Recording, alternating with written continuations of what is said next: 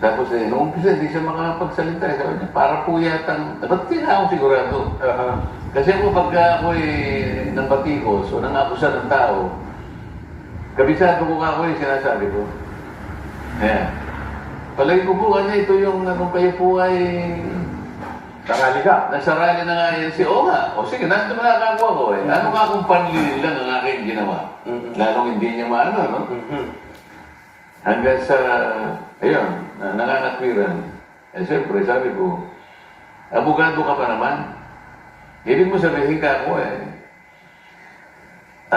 Mapapasunod mo ka ako yung mga followers mo, yung sino may nanonood sa'yo. Eh, bilang isang abogado, baka ginagalang ka pa ng mga yan. Nagtuturo ka pa pala sa isang reputabling eskwela. Ayun nga.